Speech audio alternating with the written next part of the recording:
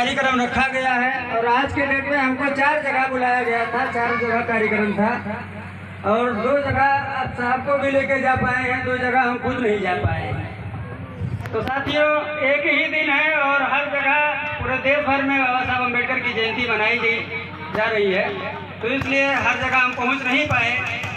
आपके यहाँ भी लेट में आए, इसके लिए क्षमा चाहते हैं। साथियों, अपनी बात रखने से पहले मूल निवासी बहुजन समाज में जन्मे सभी संतों, गुरुओं, महापुरुषों एवं महानायिकाओं को नमन करते हुए और आज ये अप्रैल का महीना जो चल रहा है, ये बहुत ही हम लोग के लिए एक पावन पर्व का महीना चल रहा है। इस अप्रैल महीने में केवल डॉक्टर बाबा साहब अम्बेडकर की जयंती नहीं है, तो बल्कि 4 महापुरुषों की जन्म जयंती है, जो 3 महापुरुष ओबीसी से हैं और एक अभी बहुत सारे लोग दलित शब्द का इस्तेमाल करते हैं, ये षड्यंत्रकारी शब्द है। डॉक्टर बाबा साहब अम्बेडकर ने संविधान के किसी भी आर्टिकल में दलित शब्द का यूज नहीं किया। दलित शब्द का मतलब है सत्ता से बाहर करने का षड्यंत्र है और बहुजन शब्द का मतलब है कि सत्ता में स्थापित करने का शब्द है। ये सारी चीजें समझने की जरूरत है हमारे लोगों को। तो साथियों, इस अप्रैल महीने में 8 अप्रैल को छत्रपति शिवाजी महाराज की जन्म जयंती थी, जो कुर्मी समाज से थे। उसके बाद 11 अप्रैल को राष्ट्रपिता ज्योतिराव फूले की जन्म जयंती थी, जिन्होंने 1800 से ज्यादा स्कूल कॉलेज भारत में हमारे लिए और महिलाओं के लिए खोलने का काम किया। उनकी वाइफ माता सावित्रीबाई फूले, उन्होंने अपनी पूरी जीवन जिंदगानी लगा दिया।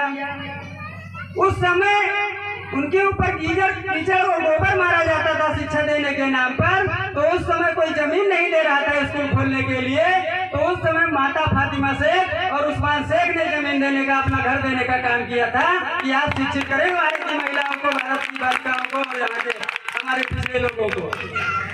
और इसी प्रकार से आज 14 अप्रैल है, जो विश्व रत्न महामानव संविधान निर्माता डॉक्टर बाबा साहब अम्बेडकर की जन्म जयंती है। इस जन्म जयंती के अवसर पर, संयुक्त जन्म जयंती, महापुरुषों की जन्म जयंती के अवसर पर आप सभी को हार्दिक बधाई और शुभकामनाएं व्यक्त करता हूं आप सभी को। और डॉक्टर बाबा साहब अम्बेडकर, अन्य महापुरुषों को हम सत नमन करते हैं। और अभी 14 अप्रैल को केवल खत्म नहीं हो रहा है, बल्कि 16 अप्रैल को महान सम्राट अशोक की भी जन्म जयंती है। तो हम अपने पुरखों का जब इतिहास जानेंगे तो ही हम अपने समाज को आगे बढ़ा सकते हैं, या हम अपना भविष्य निर्माण अच्छे से कर सकते हैं। जन्म जयंती मनाना मकसद नहीं होता है, बल्कि मकसद के लिए जन्म जयंती मनाई जाती है। हम लोग अपने बाप दादाओं का क्यों नहीं जन्म जयंती मनाते हैं? क्यों? महापुरुषों की जन्म जयंती क्यों मनाते हैं? क्योंकि उन्होंने अपनी जीवन जिंदगानी लगाकर समाज के कल्याण करने का काम किया और अपना सारा जीवन न्यौछावर कर दिया।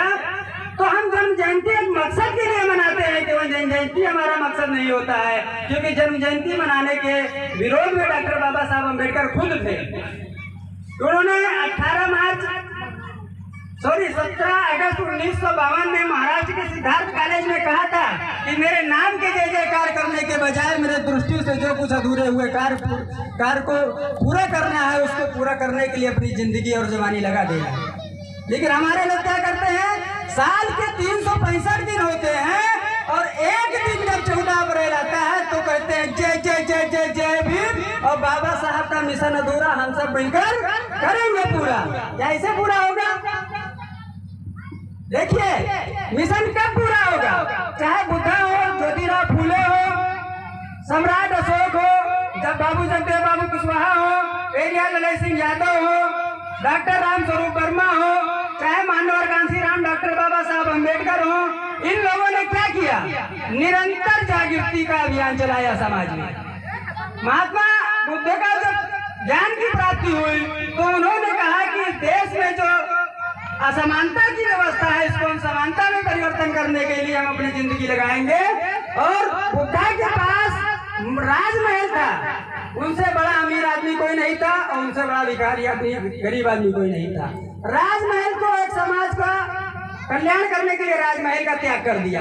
और जब ज्ञान की प्राप्ति उनको हुई 6 वर्ष के बाद, और 6 वर्ष के बाद जब उनको ज्ञान की प्राप्ति हुई तो समाज को सुधारने के लिए जब वो निकले तो उनके साथ उस समय केवल 5 लोग थे। आज दुनिया में बुद्धा को पढ़ा जाता है, दुनिया में बुद्ध ने जो है लोगों को सीख दिया।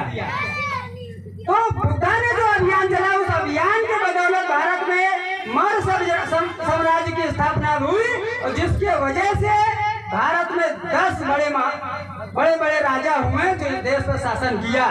और उस समय भारत सोने की चिड़िया थी, आज की मिट्टी की चिड़िया बन गई है। आजादी के बाद, आजादी के 75 साल बाद आज भी हम लोग, हमारा समाज 5 किलो अनाज के लिए मोहताज है, और वो कहते हैं तो गर्व की बात है, ये तो अमृत काल चल रहा है।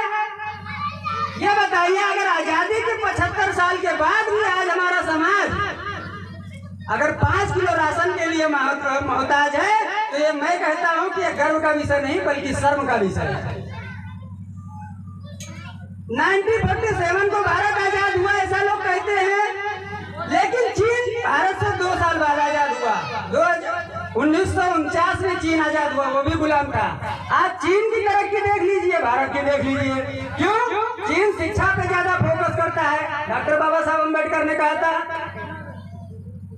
कि जो शिक्षा वो शेरनी का दूध है, जो पिएगा वही दहाड़ेगा। उन्होंने शिक्षा को मेन हथियार बनाया। आज चाइना दूसरा सूरज का निर्माण कर दिया, समंदर में पुल का निर्माण कर दिया। हमारे यहाँ क्या है? गाय गोबर गौमूत्र ही उतने में ही सीमित करके रखे हुए हैं। यहाँ गाय गोबर गौमूत्र तक ही सीमित किया जा रखा है। तो साथियों, ये सब सारी चीजें हैं। तो आप लोगों को एक शेर 2 लाइन पढ़ना चाहता हूँ कि मुश्किलों से भागना आसान होता है, मुश्किलों से भागना आसान होता है, जिंदगी का हर एक पहलू इम्तिहान होता है। भागने वाले को कुछ मिलता नहीं जिंदगी में, लड़ने वाले के कदमों में सारा जहान होता है। तो साथियों, हम लोगों को, हम ऐसे लोगों के बीच से आते हैं जिन्होंने दुनिया को सीख दिया है। हमारे लोग कहते हैं अकेला आदमी कुछ नहीं कर सकता, लेकिन अगर आप अपने पुरखों को पढ़ेंगे तो आपके पुरखों ने इतिहास रचा है। इतिहास वही लोग रचते हैं जिनको लोग पागल कहते हैं। जिनको दुनिया ने पागल कहा, उन्होंने दुनिया में परिवर्तन का काम किया है। बुद्धा को लोगों ने पागल किया, आज बुद्धा को दुनिया पढ़ रही है। अम्बेडकर को पागल कहा, कांसीराम को पागल कहा, आज अम्बेडकर कांसीराम को दुनिया पढ़ रही है। मांझी को पढ़ लीजिए, अकेले ठान लिया कि पहाड़ काट के हम रास्ता बनाएंगे, अकेले बनाएंगे, और उन्हें ठाना और बना दिया। आज दुनिया उस रास्ते पे निकलती है।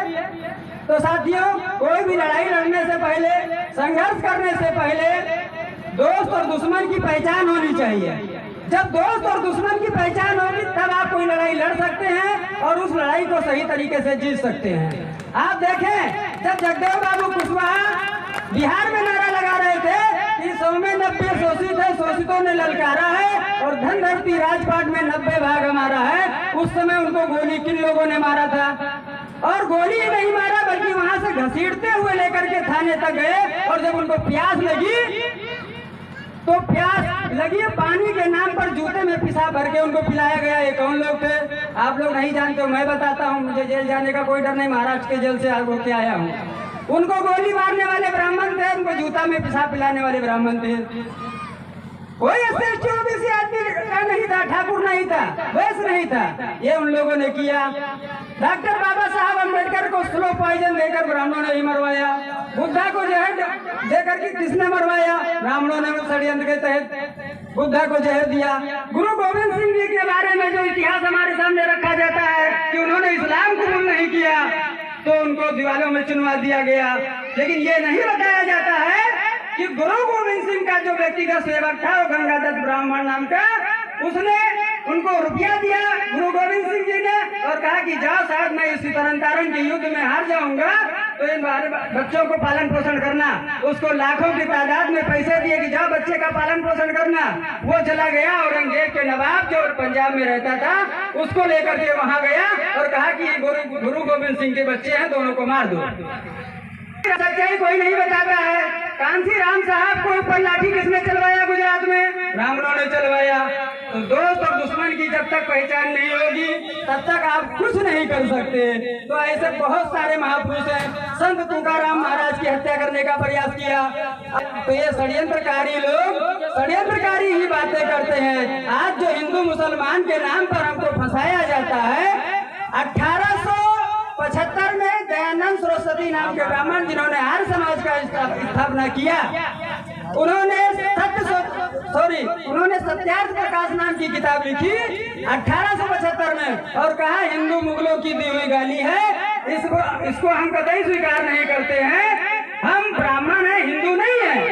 1875 में जिनके ब्राह्मण के पुरखों ने हिंदू मानने से इनकार कर दिया था, आज क्या कारण पड़ गया जो हिंदू शब्द को एक्सेप्ट कर रहे हैं वो लोग, और एक्सेप्ट ही नहीं कर रहे हैं बल्कि SC ST OBC जो 6000 से ज्यादा जाति के टुकड़ों में बांटा, उनको हिंदू के नाम पर एक चादर फैला करके अपने आप में ढकते हैं और फिर वो शासन सत्ता में बैठते हैं। और बैठने के बाद आज देख लीजिए, ये मध्य प्रदेश में एक आदिवासी था, मजदूरी किया, अपनी मजदूरी मांगने के लिए गया और ब्राह्मण दारू पी करके और सिगरेट पी करके उसके मुंह पे मुंह दिया।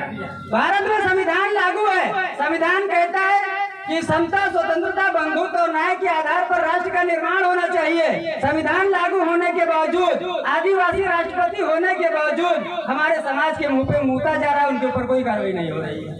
क्या हम आजाद हैं? जो व्यवस्था गुलाम भारत में नहीं थी वो आजाद भारत में निर्माण की गई। आप देखिए भूखमरी, इतनी बड़ी भूखमरी गुलाम भारत में नहीं थी, नक्सलवाद भारत में गुलाम भारत में नहीं था, आतंकवाद गुलाम भारत में नहीं था, ये सब आजाद भारत में पैदा किया गया। संविधान क्या कहता है?